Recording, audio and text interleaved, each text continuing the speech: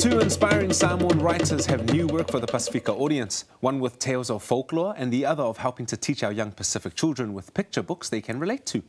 Young adults book author Lani Wint Young launched When Water Burns at the Otara Markets. It's the second book of the Telesa trilogy. And Karamia Muller, author of children's book How Do You Say Thank You, took a different approach to promote the new Navigator series of books. Soana Kei Aholile has more. It's been a labour of love for mother of 5, Lani Wint Young. I wrote this book because it's the kind of book that I want to read. I wanted it to be one that was set in a place that I could connect with. It's no surprise that the niece of prolific writer Albert Wendt has followed in his footsteps, releasing the second book in a trilogy based on the Samoan goddess Telesa. I grew up in Samoa and grew up hearing a lot of the stories, the legends about Telesa, spirit women. These are women with supernatural powers and, you know, a little bit scary. That hasn't scared her target audience, and it's even attracted those from the village of Lepea, where Telesa originates.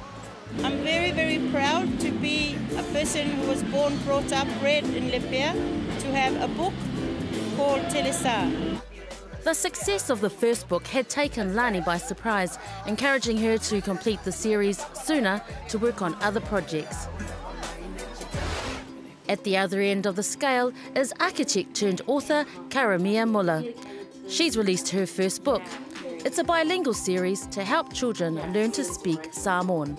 I really wanted to write something that I could use with my own children or with young people to sort of encourage them to take that journey into learning the language.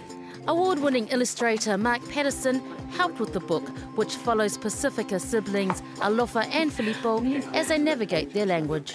You'd always look for sort of presents that have a Pasifika theme or, you know, kind of reflect the same values that Pasifika people have, Samoan people have, but I kind of wanted to also make something for kids that actually reflected their lives.